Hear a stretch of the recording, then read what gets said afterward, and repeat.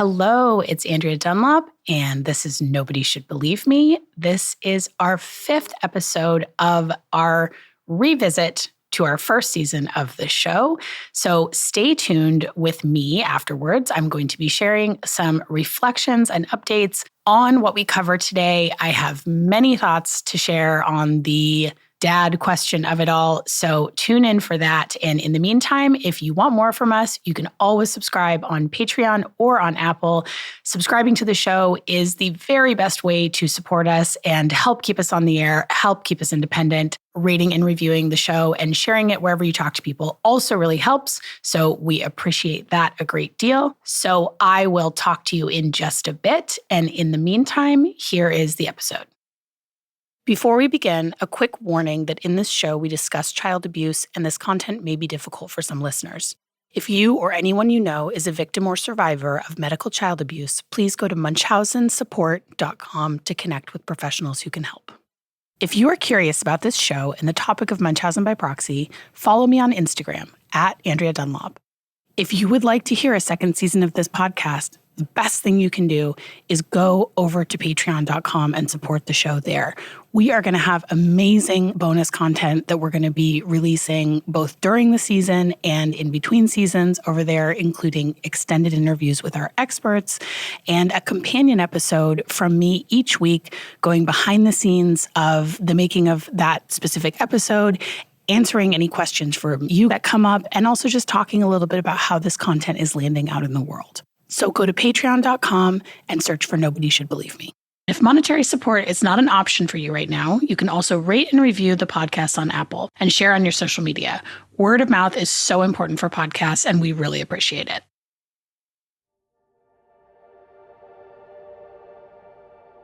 People believe their eyes.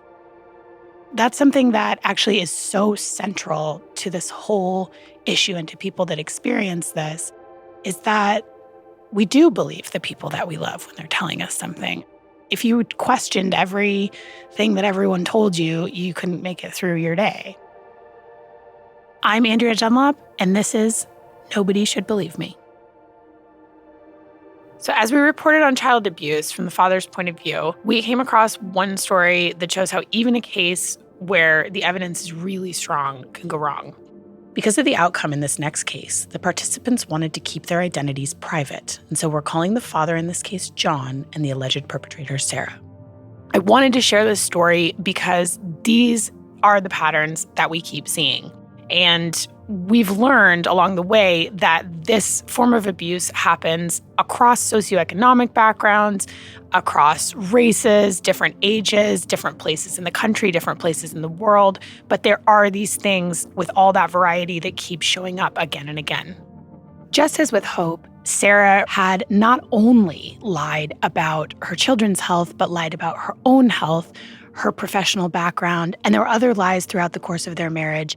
My producer, Tina, and I sat down with John and his new wife when we traveled to Fort Worth to interview people for this podcast. I was immediately struck by how warm and open John was with us and how generous he was with his story, because I knew it wasn't going to be an easy one for him to tell. He told us about when he had been a small business owner in the Fort Worth area and when he'd first met his ex-wife, Sarah. She had seemed lovely and normal, attractive woman when he first got to know her. She told John that she had worked as a nurse in a NICU and just loved kids. But as it turns out, this was one of the earlier lies John uncovered. She had no medical education, had no nursing degree, and purported herself to be a nurse when my son was born. And she said, well, no, I've worked here. I don't think I ever said I was a NICU nurse. So she went into denial that she had ever said it. And under those circumstances, with just having a new baby, I didn't press the point. It seemed like she was embellishing her story originally, but then I learned the truth and found out that it was what I would consider to be just a person trying to make themselves seem more important than they were. At this point, John had begun to have some suspicions, but with an infant son that was coming home from the hospital, he was completely overwhelmed.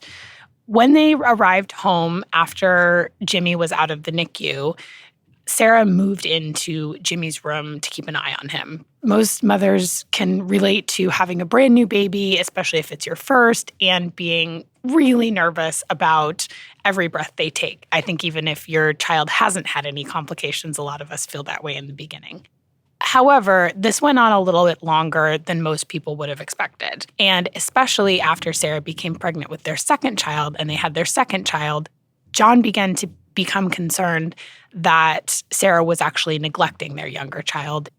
So with Sarah fixated on Jimmy, John took primary parenting responsibilities. And then something very strange happened. John noticed something disturbing on Sarah's computer. She left the computer open, and she had been communicating on the computer with her ex-husband about sexual episodes, and described in detail having just been with him. In fact, as it turned out, I learned later that she was just with him, came to lunch with me in a sweater that he had purchased for her. Here's Mark Feldman, clinical professor of psychiatry at the University of Alabama and author of the book Dying to Be Ill. A common underpinning is deceptiveness and impulsivity and poor judgment. And that kind of person is likely to engage in all kinds of behaviors, whether it's infidelity, lying about aspects of their lives that may not even involve illness in any way. When it's severe, we call it pseudologia fantastica, which is a Latin term for pathological lying, where the person mixes some truth with fiction, which makes for the best lie in a sense. It's really hard to tease apart what's true and what isn't. Amidst all of this drama, John and Sarah eventually got a divorce. And Sarah hired a lawyer. Unfortunately for John, he did not, because Sarah, by all accounts of those who knew her, was an attractive, persuasive, smart woman who had the backing of a really wealthy family. That's a tough thing to come up against from a legal standpoint. Sarah reassured John as many times as he needed to hear it that she was not out to separate him from the kids, that even if she technically had full custody, she would let him see them as often as he wanted. She knew he was a good dad, and he really didn't feel worried that she was out to separate him from his kids. John just figured that this was the easiest way to go and didn't want to end up in a long, drawn-out court battle. In 2008, when John and Sarah were divorcing, John believed he'd have joint custody of their children, until one day, Sarah took their son to a party.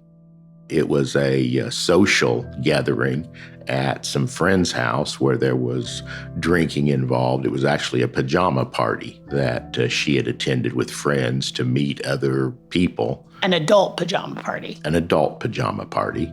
And the kids were left upstairs to play by themselves. And it's interesting to note that the family that was hosting the party, we were both friends with when we were married. And at the times that they had other in-home social gatherings, parties and so forth, Christmas and so forth, they had always had someone to watch the children upstairs. And this time that did not occur. There was no one to watch the children, and the boys were climbing on the second-story rail. I was at work, and I received a phone call at work of what happened, so I raced to the location, and he had already been care flighted. Although he was nearer the Cook's Children's Hospital, he was care flighted to one of the Dallas facilities. According to my ex-wife at that point, that was a better facility for him to go to. And so I quickly left from that location and drove to Dallas, which is a bit of a drive. And first time that I saw him, he was in the hospital in Dallas. 5-year-old Jimmy was treated at the hospital and sent home after about 3 days. When we left the hospital, He rode with his grandparents and mother, and I drove separately, and they were headed to my house where he was going to stay with me and her. And once we got to the house, she had changed her mind, and my son was in the arms of his grandmother, and they completely blocked me from getting anywhere near him, and ultimately got in the car and drove away. I cried. Our relationship became very strained after that. He was not allowed in my home. He was not allowed in my personal care for a long time. And whenever he was with me, even after that point, she would give me a whole laundry list of how to take care of him, and would always complain that I was putting him in dangerous situations. And he came with so many medications. I mean, that was one of the things that really came out. He had about 15 different medications that she had him on, or the doctors, I should say, had him on, because she had told one doctor of his symptoms. That doctor would tell her, well, he doesn't have this, so he must not have that particular thing. She would go to the next doctor, add the symptoms that he needed to have to the next doctor. The entire focus became your son and his medical. The entire focus became on my son and his medical problems. She liked to be the person who knew what was going on. Even when I went to doctor's appointments with her, we would get into arguments because my response was always, well, he doesn't have that symptom at my house. Well, he doesn't have that problem when he's with me. You know, in fact, I even had him riding a bike and riding one of these little scooters that the kids have. And, oh, that was terrible. That was just terrible that I let him do anything where he could fall.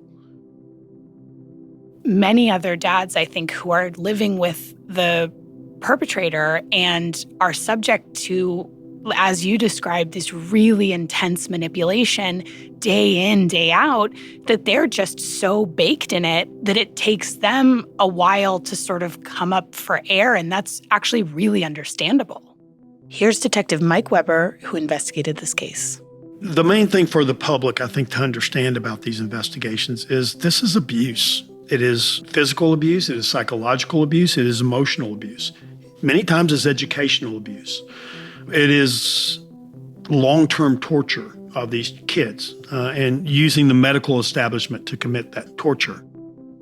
Even though John observed a healthy son every time he spent time with Jimmy, Sarah continued to insist that he was having every medical issue under the sun. Complications from his head trauma that she said he had following a coma that he was allegedly in after the fall led to a brain shunt being put in his skull to relieve fluid off the brain after he developed a condition called normal pressure hydrocephalus, a disorder which is almost never found in children, John would later learn. At this point, Jimmy's shunt had become infected, so Sarah took him to the hospital. They suspected that he might not actually need that brain shunt, and they shut it off. After they shut it off, they realized that in fact he did not need it.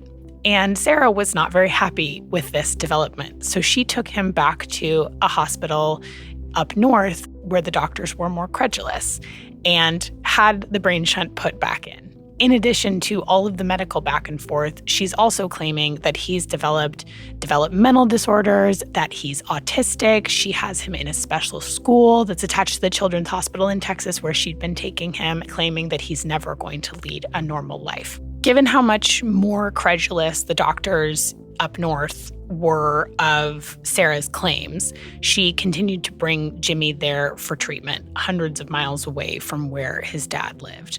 And given the custody agreement that John had agreed to back when he was on good terms with Sarah, he was unable to see his son as often as he would like, and often their visits were confined to video chats in between procedures that Jimmy was having at this hospital. Sarah was pursuing treatments for Jimmy in two separate states. On the Texas side, this landed on Detective Mike Weber's desk.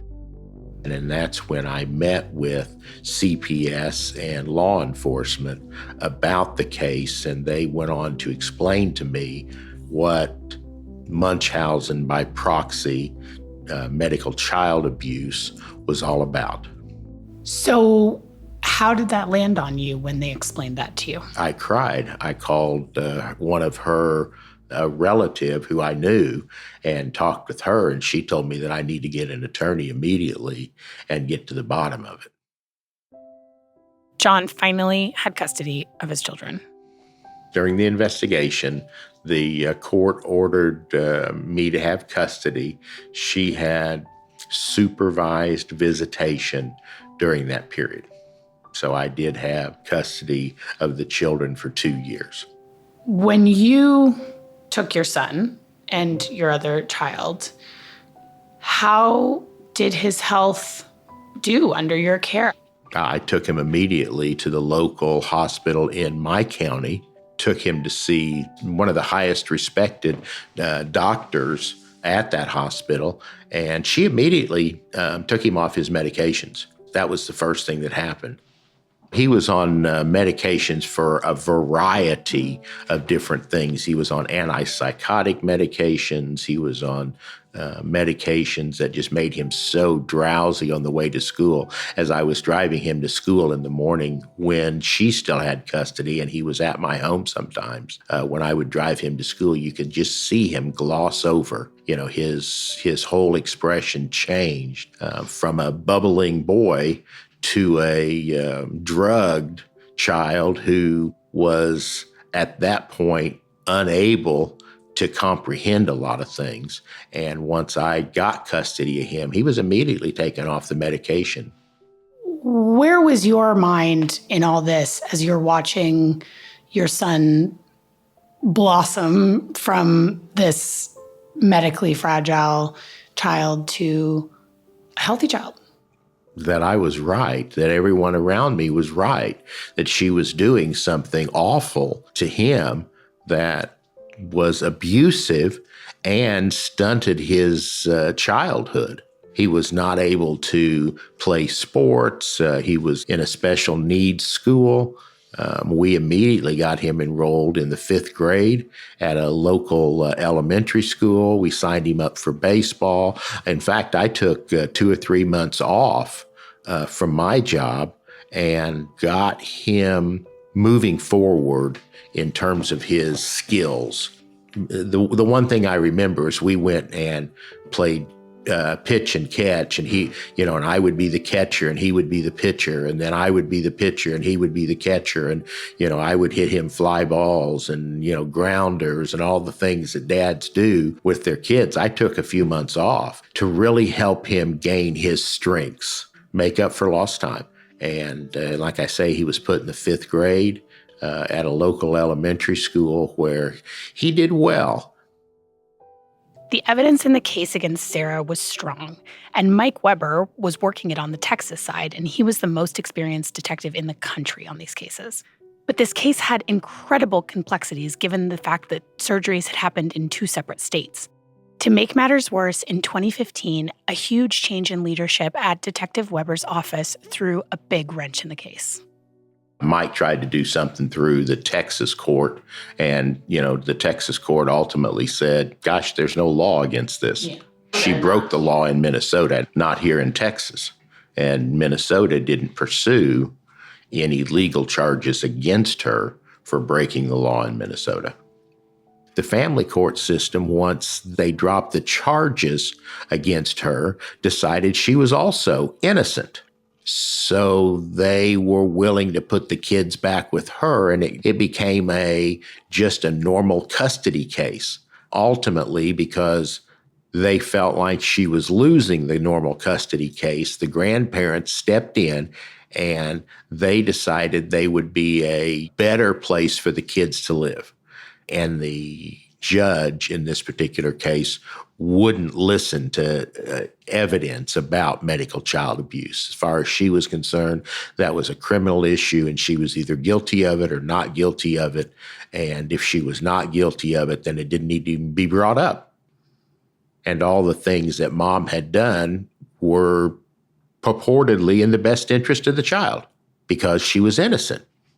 So family court They don't even want to hear CPS. They literally took CPS out of our case, would not listen to CPS.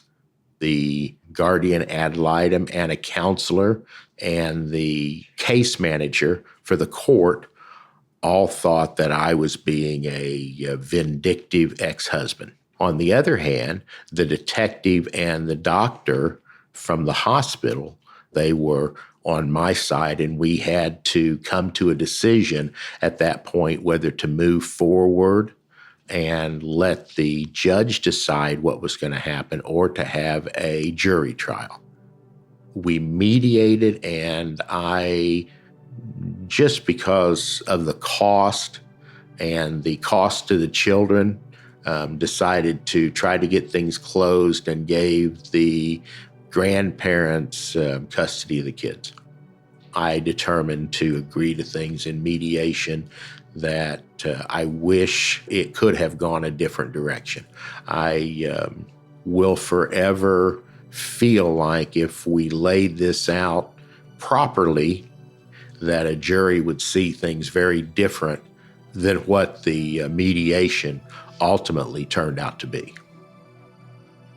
It cost me any relationship at this point with my children. It's been 3.5 years since I've seen my children or communicated with them. I even send them gifts on their birthdays and Christmas. I send them checks so that they, know that Dad is doing something. None of the checks have been cashed. So as far as cost to me, it's ongoing. Do you think that the interventions that happened and the time that your children were with you and that sort of interruption of what sounded like escalating behavior on your ex-wife's part, even though it didn't end the way that it ought to have ended, do you think that that made a difference? I think it saved my son's life. It cost him greatly as far as family ties go, not being in contact with his father. It cost him greatly there, but it changed the outcome of his life. Getting out of mom's care for a short time, saw them how the world could really be what a, if you will, normal child has as far as opportunities. It put him in regular school. It put him in sports. It did all of those things. Sadly, he is still called a special needs child by mom and sister, but it saved his life. That's not nothing, is it? No, that's not nothing. It's what you hold on to. When we recorded this interview 2 years ago, the dad we called John in this story did not want his real name used, but I have an update for you. Today is November 1st, 2022. I spoke to John last week about some recent developments, and he told me because of what's happening with his son now, he no longer wants to remain anonymous. My name is Doug Welch. I am the father of Duke Welch, and his mother's name is Mary Welch. Doug filled me in on the details about what's happening now with his son, and we'll release that conversation in its entirety in an upcoming episode. This next story is really different because whereas most of the stories of Munchausen by proxy that I've read about, the fathers of the children were married to the perpetrators and deeply involved with them, in Ryan Crawford's case, he barely knew the mother of his child. Ryan Crawford is a young, handsome dad with a big, warm smile, and he just exudes good-naturedness. The first time that I watched an interview with him, I found myself in tears just listening to him recount his story and how hard he had pushed for justice for his son. Ryan told me about the first time he met his son's mother, Kayleen. I went out with some friends to a club and just hanging out, having some drinks, and she was there. And, I thought she was nice looking, and I approached her, and, we seemed to have a good conversation, and we exchanged numbers, and we started communicating. Initially, I was just saying, she's a nice looking woman. She seems to, take care of herself. I didn't grasp any type of awkwardness or any type of strange behaviors. I didn't actually see that, obviously, just meeting her. It was just more of, hi, how are you doing? And, hello, my name's Kayleen. We met up maybe once. I think we did dinner. The conversation at that point still seemed on par as far as just telling me her background. A lot of the background, now that, I know so much, was a lie.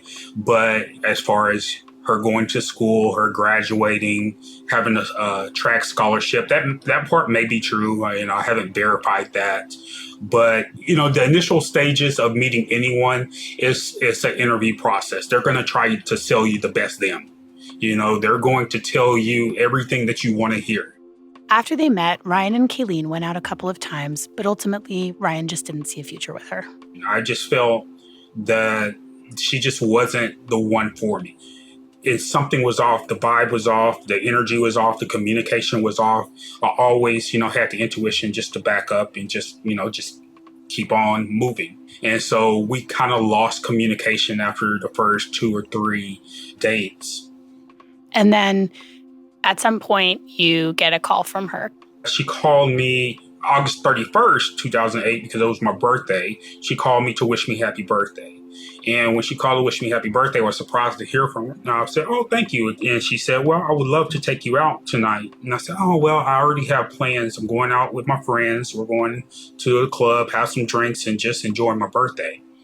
She paused and she said, well, how about I come after? And, being young, I knew what that meant. So after I ended up leaving the club, she ended up coming over later that night. And that's how Christopher became in the making.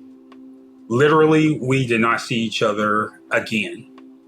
That initial night was my fault for the simple fact, knowing that I wasn't interested, I should have never had her to even come over. But, I blame hormones and me being young on, that situation.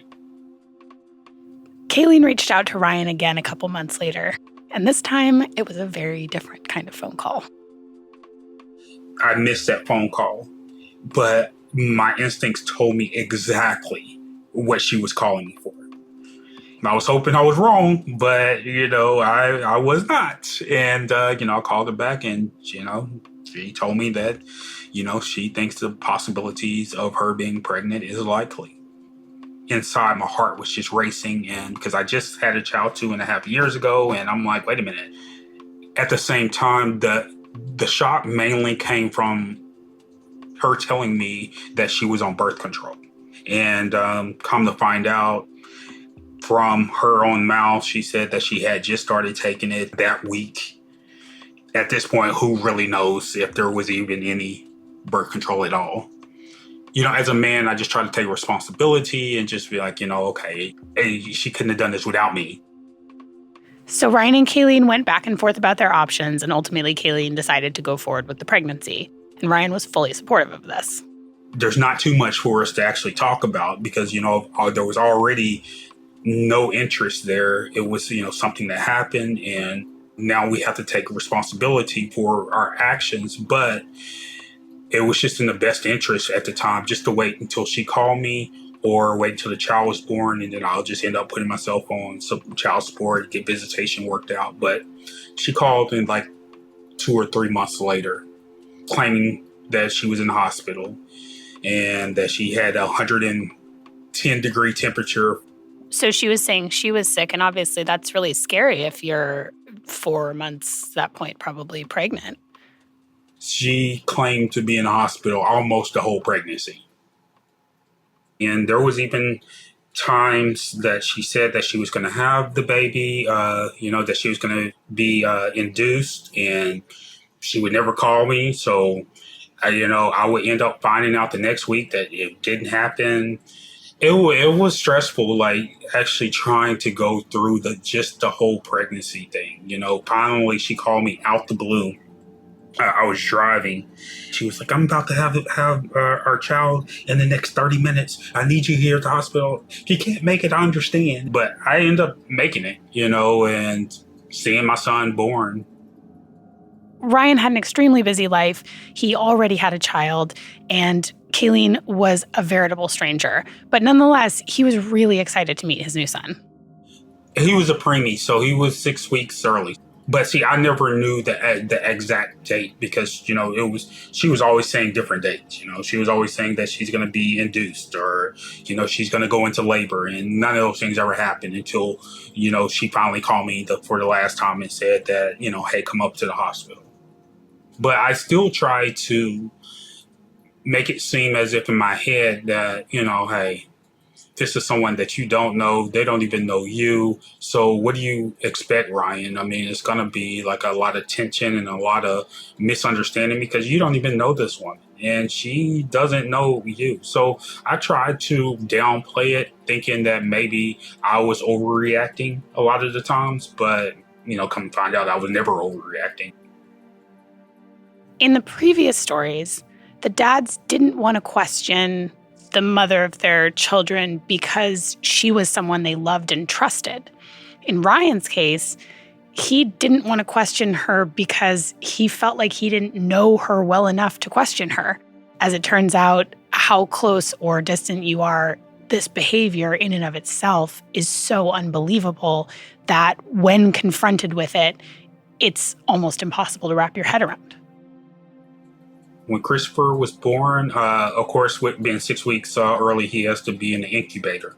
And being in the incubator, he was fine. The doctor said he was fine. He did have a tube in his nose because 6 weeks early, they need help eating. So that's completely fine for a preemie. I went up there to the hospital quite a bit. No issues. Obviously, she can't control anything in the incubator. That's the doctors and the nurses. So when did you first start to suspect that something was really wrong? The problems didn't actually start until our child actually got out the incubator. She would complain that he needs to try like 20 different milks. Every milk that he would take that he would regurgitate. And the times I fed him, he was just fine. But when she would call me or when I'm not there, she would say, oh, he's regurgitating milk. And so she would start taking him to the hospital maybe once every 2 weeks, if not more. Things just progressed where she still was just taking him to the hospital like time after time after time, where she would say that he was having breathing issues. He was having fevers. He was just not eating at all. He was crying all night. Just anything and everything. And I remember one time I went to the hospital with her in the emergency room, and he was so tiny they couldn't find a vein in his arm, so they had to put the IV in his head. I was okay with that because, these are what the doctors are saying. They're saying we need to put IV in the head to give him, the nutrients he needs. And she was so adamant about making sure that didn't happen. I don't want that to happen. What if you miss a vein there? And that's so strange that at that point that she was so trying to be so careful. But, as you progress, she wasn't careful at all. But, I had to end up making that decision because the doctor was like, we need to do this. Even though Kayleen's behavior was making Ryan increasingly nervous, he really wanted to be in his son Christopher's life, and he wanted to secure his place as Christopher's dad, essentially. So he kept going through the steps to make sure that he had custody rights to Christopher and that he was all set up to contribute to child support. When I would try to see Christopher, she wouldn't allow me to. It was always, he's asleep. He is sick. He's been in the hospital for the last 10 days, even though she didn't call me. Or, whatever the case may be. It was always something to do with sickness. And that kept me from actually being able to see Christopher. As Ryan's custody case worked its way through family court, Ryan became increasingly frustrated with Kayleen's attempts to block him from seeing Christopher, and he was becoming suspicious that Christopher didn't really have all of the medical ailments Kayleen was claiming he had. That judge heard all these things and automatically assumed that my son was disabled. And I was like, Judge, I never heard of any of these things. I don't know what she's talking about. Like, I'm here just to establish, put myself on child support, get visitation. I have no clue what she's talking about. He paused for recess, took us back to his chambers, and started telling me that, Ryan, you're going to have to accept, your son, the things that he's going through, and that Kayleen is saying that he's probably going to need leg braces. He may not ever walk. And I'm like, what? He was looking at me as a deadbeat father that doesn't care about his child. I get it that you see some of those come through the courthouse, but every father is not the same. Kayleen is responsible for Christopher's medical care. As Ryan's pushing to continue to try and get his rights as a father recognized, every time Kayleen shows up before a judge, she's tearfully listing out this litany of medical problems that Christopher allegedly has, even though Ryan's never heard of any of it. We saw the district judge maybe 3 different times, and each time he's dying. I don't know how the judge didn't catch on, but he was dying every single time. The last time that we saw that judge, the judge was asked me, Ryan, do you want to see your child one last time before he dies? I said, Judge, my son is not dying. I don't know what you're talking about. And I provided evidence. I provided medical paperwork. I've been to the doctors. Nobody is saying what she's saying here in court. But she ignored me because Kayleen's in the back crying, just hollering. And she's apologizing to Kayleen that, I brought her here, and tells Kayleen, would you mind if Ryan sees his child one last time before he dies? And Kayleen says, no, I don't want him to see Christopher. And that judge stripped my rights from me. That was 2014. At this point, he's 4. At some point, you have a big turning point. I think it was in 2015, when you stumble across some writings from Deanna Boyd in the Fort Worth Star-Telegram.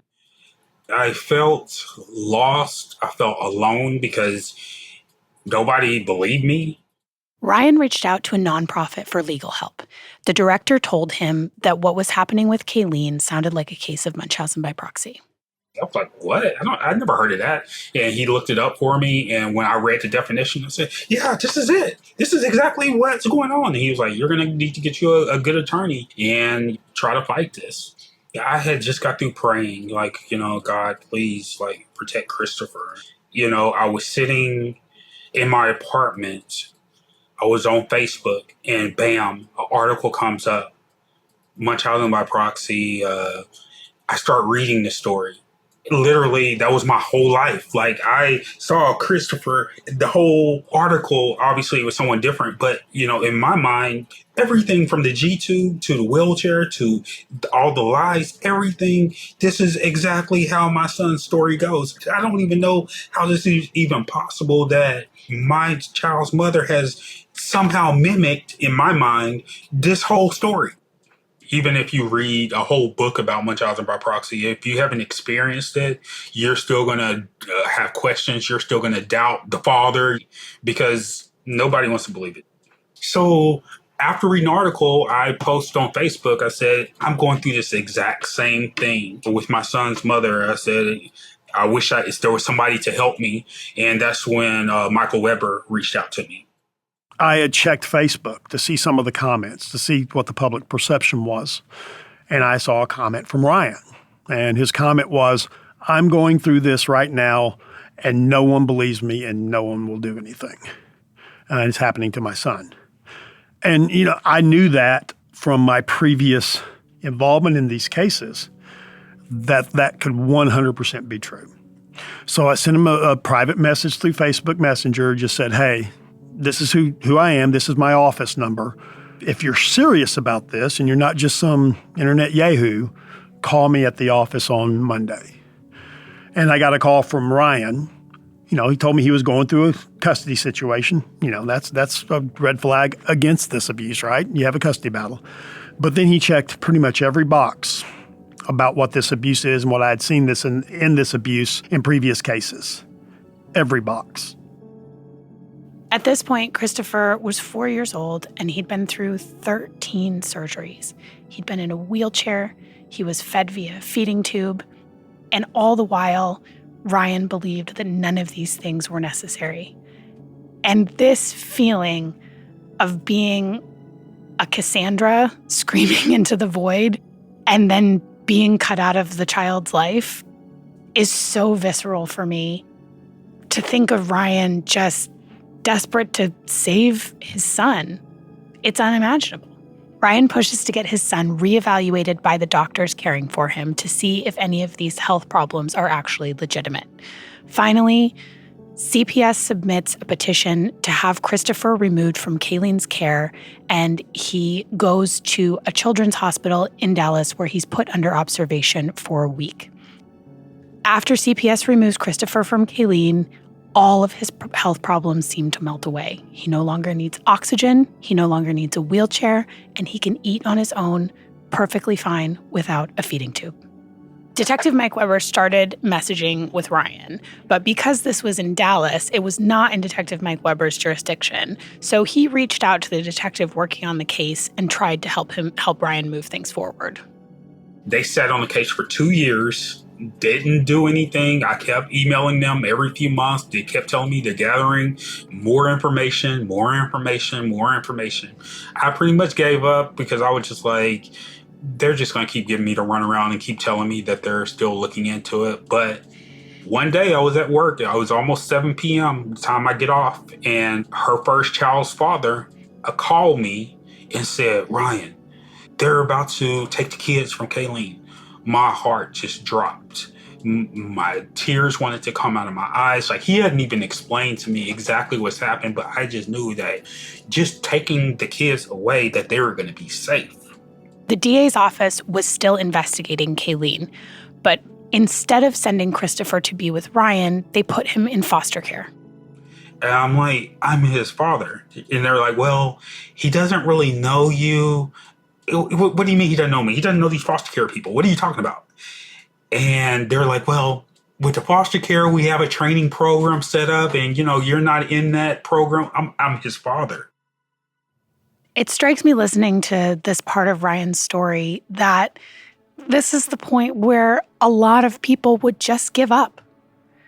Ryan didn't. Ryan kept fighting for his son. In 2017, Ryan and his lawyer headed back to family court once more, but they were still getting stonewalled. At that point, that's when I knew I had to get in contact with the media. This story is a big enough story where everybody's interested in it. We're going to get this heard. Ryan remembered the news story that he'd first found on Facebook, the one that had connected him with Mike Weber. It was a story written by investigative journalist Deanna Boyd of the Fort Worth Star-Telegram, all about Munchausen by proxy cases. I told her what was going on. She ended up writing an article.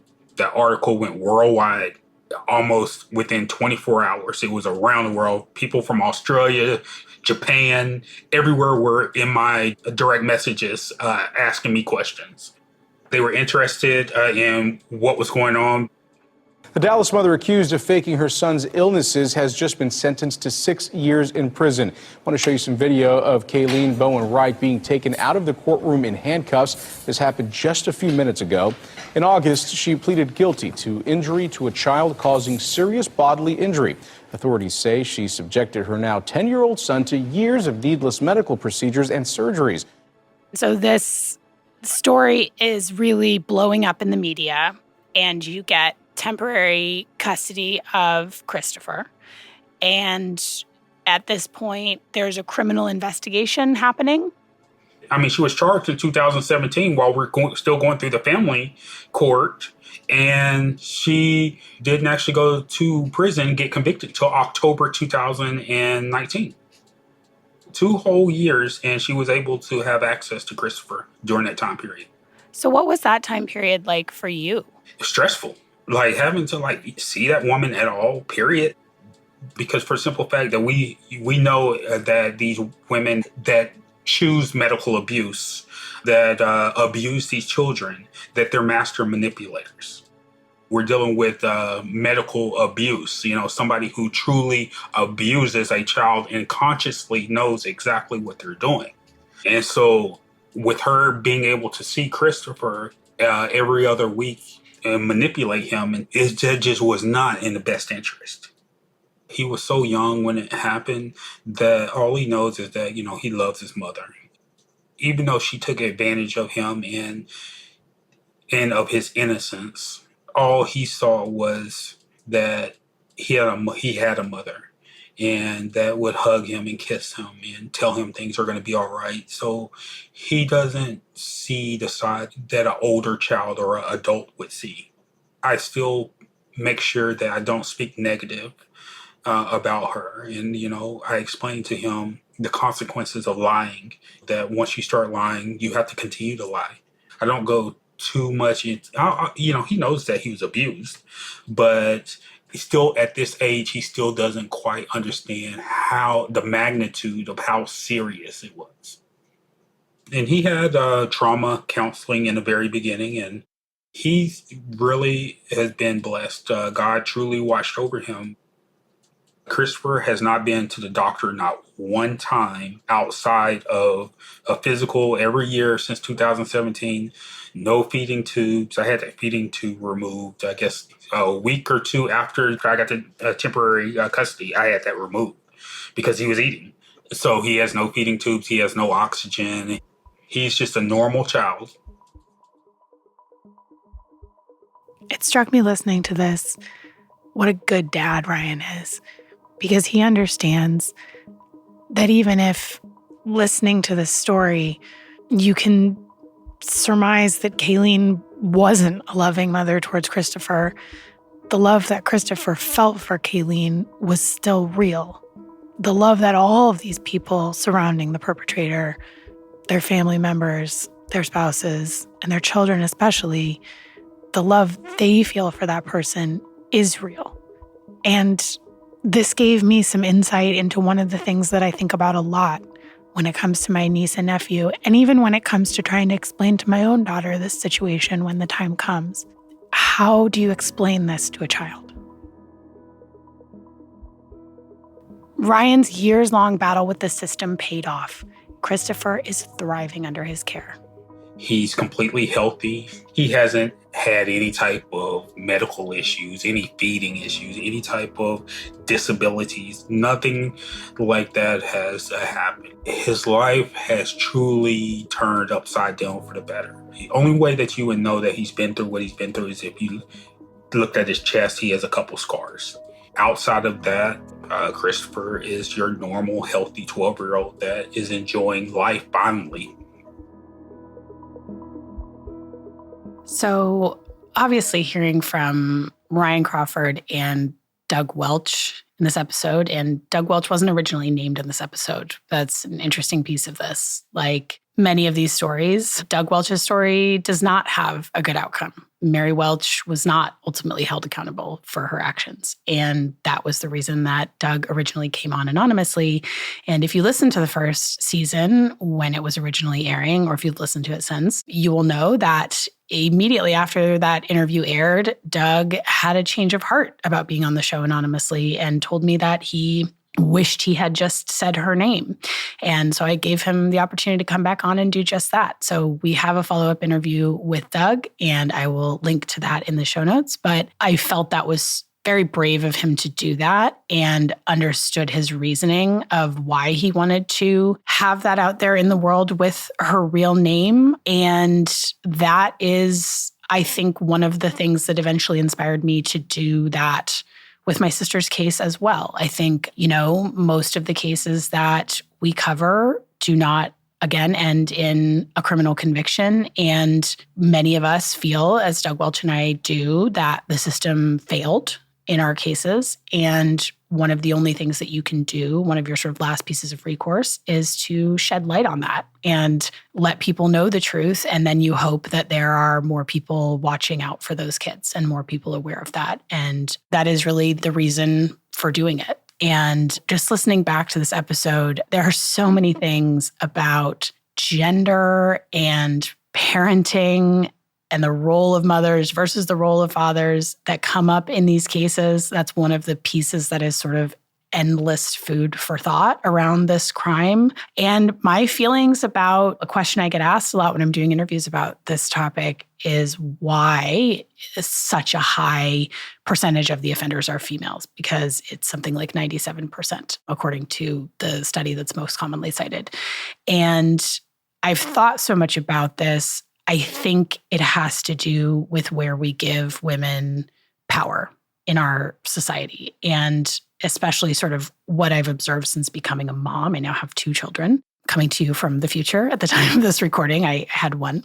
One of the only places we give women unchecked authority in our culture is with regards to the care of children. And abusers abuse power. So if that's where you get power, that's where you're going to abuse it. You know, Dr. Mark Feldman, who is a friend of the show, friend in real life, one of the top experts in really the world on this, always describes this as a crime of opportunity. And so I think that that is really one of the things I've sort of come to understand about why I think, you know, sort of my thesis on why there are so many female offenders. And so then that really calls into question, like, what is a father's responsibility in this situation? And, you know, obviously the fathers that we interviewed during this season, Fabian Ybarra and George Honeycutt, Ryan Crawford and Doug Welch, are fathers that acted in a protective way and that, to my mind, really did the right thing by their kids.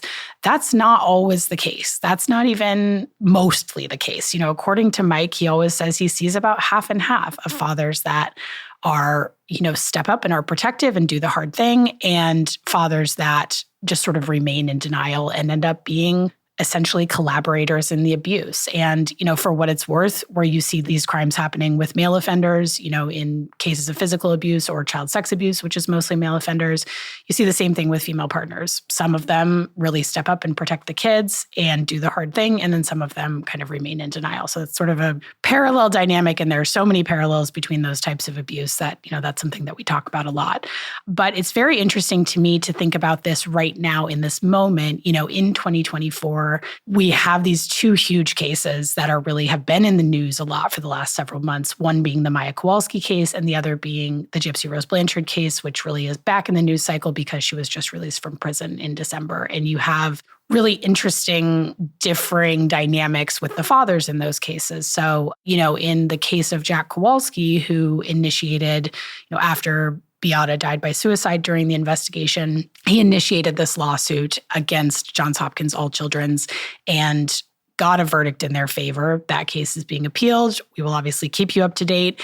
But, you know, one of the revelations that came through to me in my reporting on that case, which I did obviously a massive deep dive for season 3, is that Jack was really very involved in Maya's care in a way that you don't often see with fathers in these cases. You know, while a lot of them, I think, end up being enablers, which is sort of the role I feel that my own brother-in-law has played, you don't often see them necessarily being as active as Jack Kowalski was. And so when we interviewed Dr. Sally Smith, you know, you really saw that she had come away with that impression after seeing all of the medical records, that he was really taking her to like roughly half the appointments, and especially the way that he has continued to insist that she has this disease, insist that, you know, the doctors kidnapped her when they separated her from her parents because of the abuse suspicion, you know, all of that sort of doubling down that he's done after the fact, it really makes him very involved in the abuse in a way that I haven't necessarily seen in a lot of other cases. So I think that that is sort of the third option between protective and passive. Then sometimes they are really, you know, involved in that way. And so whenever I sort of see a new element of these cases, because this is such an underreported, underinvestigated crime, you sort of wonder how many other situations there are that parallel them. So it's pretty often that you see, you know, it could just be a single mom. You know, in the case of Gypsy Rose and Dee Dee Blanchard, Rod Blanchard was very young. He was 17 when Gypsy was born, and he was not very involved in her life. He is involved in her life now. They do appear to be really close. And I think he, you know, has expressed a lot of regrets about not trying harder to be in her life.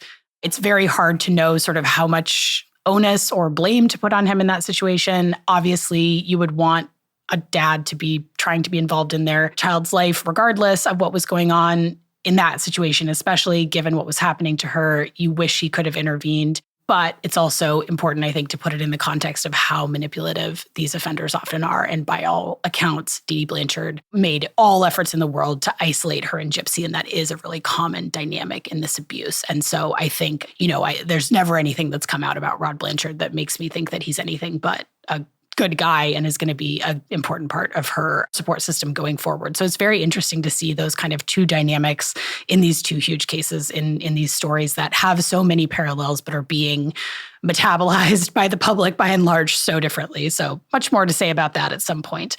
So I think we will at some point do an entire season that's following a father through a case. These are obviously the people that we hear a lot from. I've heard from so many dads, and so many of them, have come to us through Munchausen support. We do these support groups that we were talking to George Honeycutt about. Doug Welch has also been involved in those. So it's really, the community that's formed around, especially the people that were on the first season of this podcast, because they were sort of the people that were already involved in this work in some way, is just really extraordinary. And I have been really lucky to have kept in touch with so many of them. So thank you for listening, and let me know your thoughts on all of these huge topics that we have discussed in these last couple episodes. I love hearing from you. So find me on Instagram, email us at hello@nobodysshouldbelieveme.com, and I will talk to you soon.